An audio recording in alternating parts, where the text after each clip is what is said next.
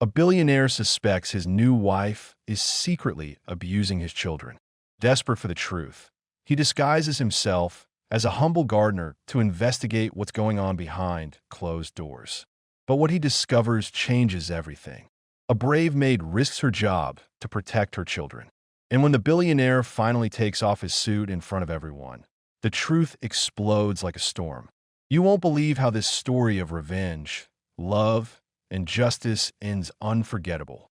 Before we continue, don't forget to subscribe to the channel, like this video, and tell us in the comments where you're watching from. Richard Whitmore's gardening shears trembled as he looked out the kitchen window. His new wife, Vanessa, stood in the middle of the bright marble kitchen, her face contorted with anger. "Stupid girl," she hissed, shoving 6-year-old Lily against the counter so hard she made a whimpering sound. "How many times do I have to tell you? The table is set before breakfast, not after." Lily's small hands clutched her arm where it had hit the edge. Her large blue eyes glistened with tears she was trying to hold back. Behind her, 2-year-old Ethan sat on the floor next to his blocks, watching silently in confusion. "Don't just stand there," Vanessa snapped. "Put that away. You're both the same, lazy and spoiled. Your father works like a dog to keep this house up, and you can't even do one simple thing right." Outside, crouched by the flower bed, Richard forced himself to breathe. For 2 weeks, he'd been living in his own mansion, disguised as a gardener. 2 long weeks pretending to be a stranger in the house he built for his children. 2 weeks since he told Vanessa he was leaving for the city for a month-long business trip. A story confirmed by the actor he hired to take his calls and impersonate him. "If you disobey me again, you'll go to bed without dinner," Vanessa said sharply. "Do you understand?" Lily nodded, looking down. "Okay, maybe hunger will teach you some manners." Vanessa walked out of the kitchen, her heels clicking on the tiles. She nearly collided with Richard, who was trimming the hedges just outside the glass door. "Watch where you're going," she snapped. "Can't you see me passing by?" "I'm so sorry, madam," Richard said quietly, lowering his head. She looked him over, from his scuffed boots to his faded denim shirt. "People like you always think they can do whatever they want. I hope Sophia isn't paying you too much for this miserable job. Look at that hedge, it's crooked." "I'll fix it now, madam." "You'd better fix it," she muttered, walking away. 2 weeks ago, in an elegant office in downtown Los Angeles, smelling of coffee and leather, Richard sat across from his friend and lawyer. "Daniel Hayes, you're crazy," Daniel said, setting his mug down flat. "You want to dress up as a gardener in your own house. This isn't a movie. Rich, this is the only way to find out the truth." "That's illegal," Daniel warned. "You could get into serious trouble. Violating privacy is cheating." "In my own home, that's not a violation," Richard interrupted. Daniel sighed, rubbing his temples. "Tell me what's going on." Richard looked out at the Los Angeles skyline, glowing in the March sun. "It's the children," he said softly. "Something's wrong. Lily used to run to me every evening. Now, she hides behind the couch when I'm around. Ethan barely speaks when she's around. And Vanessa, she's changed, colder, more controlling." Daniel leaned forward. "Do you think she's hurting them?" Richard hesitated. "Lily said something strange last week. She told me that when Dad is away, the rules are different. When I asked her what she meant, she froze. She said she was confused. But I saw it. Fear. Real fear." Daniel frowned. "You could have asked her." "About what?" "About the premonition? She would have just laughed at it." "So, what's your plan?" "To find out the truth," Richard said. "If I'm wrong, fine. But if I'm right," his voice hardened, "then I'll do what I should have done long ago. Protect my children." It took 3 days to prepare. He hired struggling local actor Javier Ruiz to make short phone calls to Vanessa, posing as him. He then bought a fake beard, a cap, faded jeans, and scuffed work boots at a thrift store. When he looked in the mirror, he barely recognized the man staring back at him. The conversation with Vanessa about his business trip was tense. "A whole month?" she asked, her tone more curious than sad. "Is this really necessary?" "Investors in New York want to see everything in person," he said, "and I can't just fly back and forth. It would be too expensive." She nodded slowly, and Richard swore he saw something flicker in her eyes. Relief. "The children will miss you," she said flatly. Okay, take care of them. Of course, she smiled thinly. You can count on me. That night, while he was pretending to go on a trip he wouldn't take, he heard her talking on the phone. Yes, he'll be away for a whole month, she whispered. Finally, I'll be able to get this house in order. The gardener arrived the next morning. Sophia, the maid they'd hired 3 weeks earlier, opened the back door. She was about 28 years old, her brown hair neatly pulled back into a ponytail, her eyes warm but wary. You must be the new gardener, she said kindly. Yes, madam, my name is Robert, Richard replied, lowering his voice. I'm Sophia. Mrs. Whitmore told me you'd be starting today. She led him through the tasks, pruning roses, cleaning the fountain, and he studied her manner carefully. She was respectful but firm, never servile. Something in her kindness seemed genuine, rare in this house. Vanessa entered the kitchen just as he stepped outside. It's the gardener, Sophia said. Vanessa gave him a quick, disdainful glance. I hope he's better than the last one. That man was hopeless. I'll do my best, madam, Richard said quietly. You'd better. I don't tolerate incompetence. Richard worked for hours in silence, his soft hands blistered from the tools. But the physical pain was nothing compared to the pain of watching his home from a distance, pretending to be a stranger in his children's world. Around noon, the glass door opened. 6-year-old Lily walked out, holding her little brother's hand. Ethan walked beside her, awkwardly but decisively. Who is it? Lily whispered. The new gardener, Sophia answered softly. His name is Robert. Lily tilted her head, studying him with innocent curiosity. Where is Mr. Miguel? He found another job, Sophia answered. Richard kept his eyes downcast as he trimmed the rose bush. Hearing his daughter call him sir instead of dad hurt more than he expected. Good morning, he muttered. Good morning, Lily said shyly. Ethan waved, his tiny fingers curling into a fist. As they re-entered, Richard noticed the girl's shoulders slump. The laughter that once filled the courtyard was gone. It was replaced by silence. By midday, Sophia brought him a glass of water and a sandwich. I thought you might be hungry. Thank you, he said, surprised. They sat together under the oak tree, the very one he had planted when Lily was born. How long have you been doing this? She asked. Honest work, he replied. Family, he paused. Divorced. No children? I'm sorry, he shrugged. Life doesn't always go according to plan. Sophia smiled faintly. The children are good, sweet, just quiet. Quiet, he asked cautiously. She hesitated. Maybe I'm imagining things, forget I said that. But Richard saw it in her eyes, the worry, and in that moment he realized his instincts had been right. Something dark was happening in this house. By the third day, Richard's disguise no longer seemed strange. The smell of damp earth and fertilizer clung to his hands. His back ached from bending over the flower beds, but the pain in his chest was worse. The helplessness of watching his children live in silent fear. Late in the afternoon, Lily and Ethan returned from the daycare center. Vanessa met them in the kitchen. Richard, trimming the hedges just outside the window, could hear every word. How was your day? Vanessa asked. Her voice was deceptively sweet. Okay, Lily replied softly. Okay, what? Lily blinked. Okay, madam. Try again. Lily's lips trembled. Okay, Mrs. Whitmore. That's better. Now take your brother and go upstairs and make sure he doesn't touch anything. Yes, Mrs. Whitmore. Richard was cold. His children never spoke like that. They used to call everyone by their first names, even the staff. Vanessa turned them into strangers. An hour later, Ethan's faint cries echoed down the hallway. Richard looked up from the bushes just in time to see the boy emerge from the kitchen, clutching his little stuffed elephant. Vanessa appeared a second later. Her tone was sharp and cold. What did I tell you about dragging that dirty toy around the house? She snapped, ripping it from his hands. Ethan whined, reaching for it. It's dirty. You're not a baby anymore. She threw it in the trash can. Ethan began sobbing uncontrollably. Richard's knuckles turned white around the garden shears. His son was barely 2 years old. He'd slept every night hugging that elephant since his mother died. Vanessa knew it, but she didn't care. Sophia entered quietly, holding a tea towel. Mrs. Whitmore, she said softly, I can wash the toy if you like. It's easy to clean. Vanessa turned, her eyes narrowed. I asked for your opinion. No, madam, Sophia said carefully. Then don't interfere. You're a helper, not a mother. Sophia looked down. Yes, madam. When Vanessa turned away, Sophia crouched next to Ethan, whispering something Richard couldn't hear.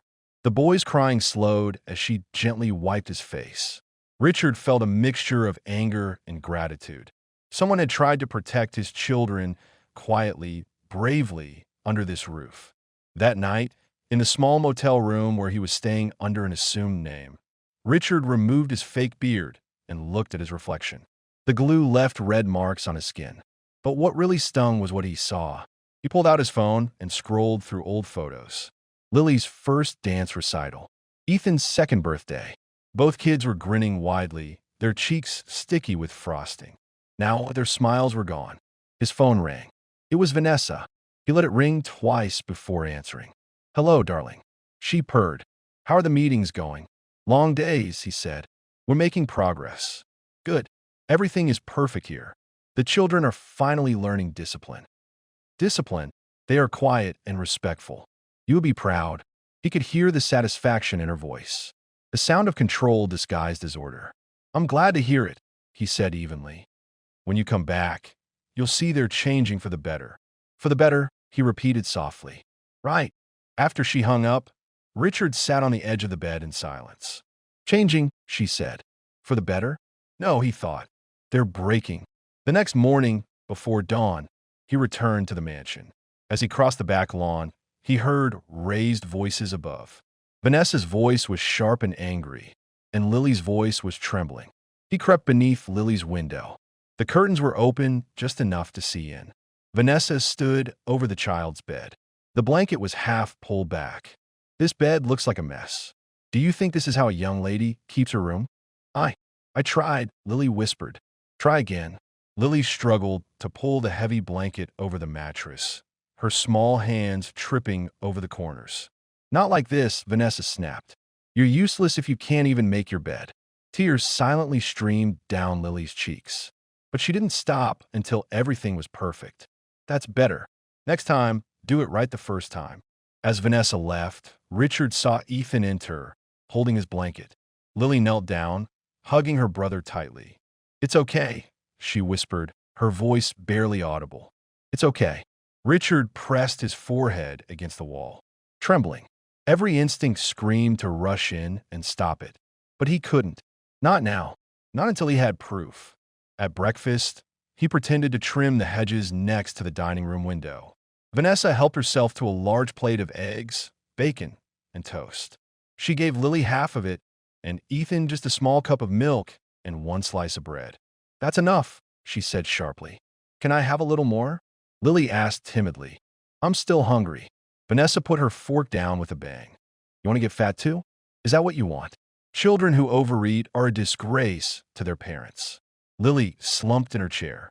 No, madam. Then eat what I gave you. Sophia appeared quietly in the doorway.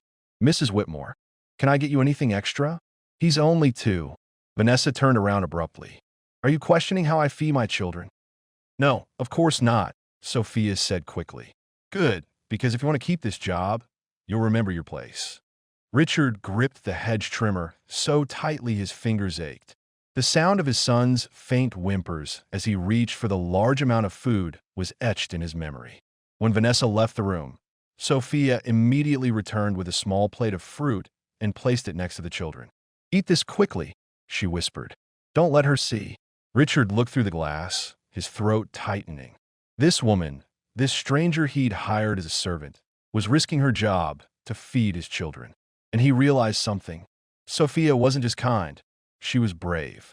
Later that afternoon, while Richard was sweeping the path behind the house, Sophia came out to the garden. The roses are beautiful, she said softly, glancing at the windows. They used to be Lily's favorite, he replied, keeping his voice low. She's a sweet child, Sophia murmured. But she looked scared. Richard turned slowly to face her. Have you noticed anything unusual? Sophia hesitated, her eyes darting toward the house. Sometimes people change when their husbands aren't home. What do you mean? Some people like to appear perfect, she said cautiously. But behind closed doors, they take it out on those smaller than them. Their eyes met for a long moment. She didn't say Vanessa's name. She didn't need to. Richard nodded slightly. You're right. Children should never be afraid in their own home. Sophia exhaled shakily. No, we shouldn't. That night, lying awake and staring at the motel ceiling, Richard whispered to himself, I'm coming for you, my little ones. A little more. By the end of the second week, Richard couldn't tell what hurt more, his hands from the tools or his heart, which was breaking a little every day. Vanessa's cruelty became routine, precise, almost rehearsed. Every morning she found something new to criticize, a misplaced toy, a wrinkled sheet, a crumb on the floor. Every little mistake became grounds for punishment. Sophia tried to protect the children quietly. She never confronted Vanessa directly again. She realized this only made things worse. Instead, she created small moments of mercy, hiding extra snacks for Ethan behind the pantry door, putting a soft blanket on Lily's bed after Vanessa ordered her to sleep without one as punishment. Richard saw it all from his corner of the garden. One afternoon, Vanessa hosted her weekly women's brunch. 3 women from the neighborhood arrived, wearing designer sunglasses and fake smiles, the kind who turned gossip into a sport. Kids, come say hi to my friends, Vanessa called from the terrace. Lily appeared at the top of the stairs, holding Ethan's tiny hand. She wore a pale dress with a ribbon tied too tightly around her waist. Ethan stumbled, still struggling to keep his balance. Aren't they adorable? One woman exclaimed enthusiastically. They look like little angels, said another. Yes, Vanessa replied proudly. They're finally behaving themselves. A little discipline goes a long way. She held the children closer, like trophies at a display. Show the ladies how well-behaved you can be. Lily looked at the women and whispered, Good afternoon. Louder, Vanessa demanded. Good afternoon. Better. Richard's jaw clenched as he trimmed the hedges nearby. He had designed this terrace many years ago. White marble, manicured plants, a tranquil fountain. Now it was a stage for humiliation. After 10 minutes of superficial conversation, Vanessa dismissed the children. Go upstairs and be quiet. The adults were talking. Yes, Mrs. Whitmore, Lily said quietly, leading Ethan away. As soon as they were gone, one of the women laughed. You're strict, Vanessa. My daughter would never stand still for so long. Because you let her run around as she pleases, Vanessa replied proudly. Children need structure, a firm hand, clear rules, otherwise they grow up weak. Richard's grip on the pruning shears tightened. He felt every word like a blow. Later that day, he saw Vanessa in Lily's room. She was going through the baby Barmica's drawers. A mess. Always a mess. When she found a small stuffed rabbit under the bed, she held it up as evidence of the crime. You're too big for this. Lily, standing in the doorway, froze. It's mine, she whispered. No more. Vanessa threw it in the trash. Do you want to cry? Please. Tears don't work on me. Lily didn't move. She just stood there, shaking. Sophia appeared a moment later, her hands clenched into fists. Mrs. Whitmore, please. She's only 6 years old. Vanessa turned slowly. Do you like your job, Sophia? Yes, ma'am. Then remember, it's not your place to judge me. That wasn't enough. Vanessa became angry. Next time you cross the line, you're fired. Sophia's eyes met Lily's for a brief moment. Silent consolation. Then she turned and left. That night, in his motel room, Richard wrote down everything he saw in a small notebook. Day 14. She threw out Lily's toy. She threatened Sophia. The children are eating less. Lily's eyes were empty. He knew it was time to start collecting evidence. He bought a small digital recorder and tucked it into the pocket under the garter's shirt. The next morning, as Richard was raking leaves by the kitchen window, he heard Vanessa's voice. Low, cold, venomous. What is it, Lily? The girl's voice trembled. This is my drawing. About what? Lily hesitated. About Mom. About Mom. Vanessa laughed harshly and cruelly. That's not me. No, my real mom. There was a loud slap. Not on skin, but the sound of ripping paper. Your real mother is gone, Vanessa said.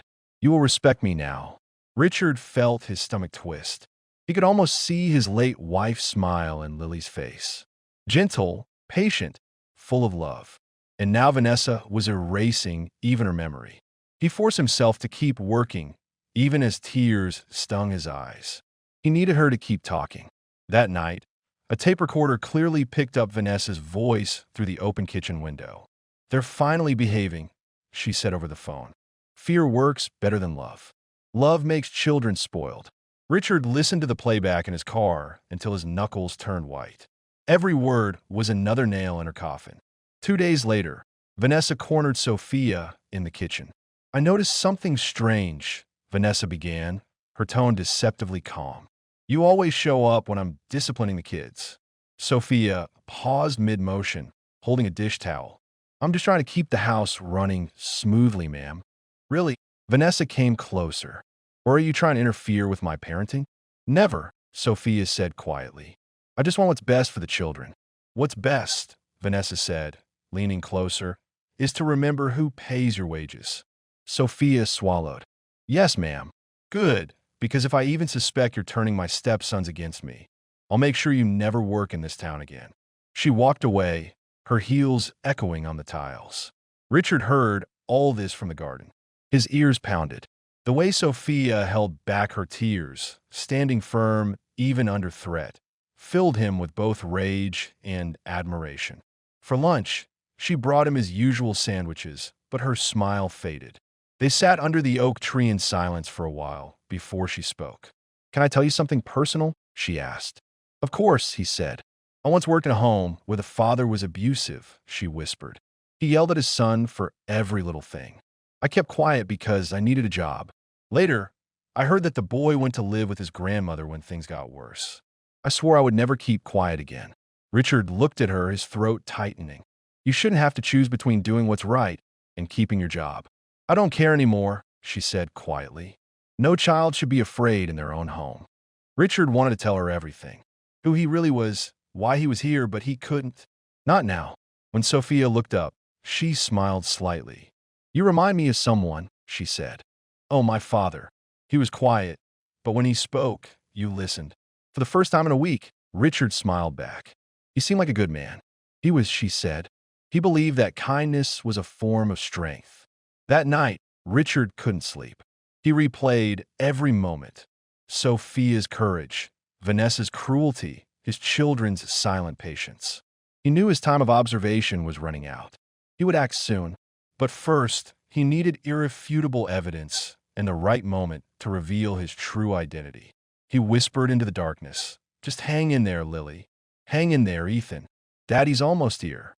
The next few days felt like a countdown, each sunrise heavier than the last. Richard woke before dawn, already dressed as a gardener, eager for the moment when he could finally discard his mask. He didn't have to wait long. On Friday morning, the house was unusually quiet. No cartoons from the living room. No laughter, no sounds of breakfast. Just Vanessa's sharp voice echoing down the hallway. "You call this clean?" she screamed. "This bed looks like a pigsty." Richard paused at Lily's window. Through the glass, he saw his 6-year-old daughter standing by her bed. "Just loose, not perfect." "I tried, Mrs. Whitmore," Lily said, her voice shaking. "Try harder. You're 6 years old. It's not stupid." Vanessa ripped off the blanket and threw it on the floor. "Do it again." Lily's small hands shook as she tucked each corner. Ethan watched from the doorway, clutching his blanket. When Vanessa turned to face him, he sobbed. "What are you looking at? Go down before you next." Richard gripped the window frame until his knuckles turned white. Every fiber of his being screamed to break in, but he forced himself to remain still. He needed her to show her true colors to someone else. At breakfast, Vanessa sat with perfect posture, a cup of coffee in her hand. She served herself pancakes, piled high, the syrup glistening beneath the flowers. Lily had one small pancake on her plate. Ethan had only half of one. "That's enough," she said coldly. "You don't need any more." Ethan tried to reach for the syrup, and she slapped his hand. The sound was soft but devastating. "Don't be greedy," she snapped. Sophia appeared, holding a tray of juice. Her eyes slid over the children's plates. "Mrs. Whitmore, maybe a little." "That's enough," Vanessa said, interrupting her. "I'm tired of your opinions." Sophia's voice was calm but firm. These are children, ma'am. They need to eat. Vanessa set down her cup with a slam. Are you telling me how to run my house? No, but come out right now. Sophia's face turned pale. Ma'am, please come out. The maid slowly retreated, clutching the tray. Lily's eyes filled with tears as she watched the only adult who had ever shown her kindness leave. Richard felt his heart pounding. This was it. Vanessa was falling apart. That night, he sat in his room, tucked into a dictaphone, listening to her voice over and over again. Every cruel word, every insult was now forever preserved. The next day, he decided it would be the end. Saturday morning began like a storm about to break.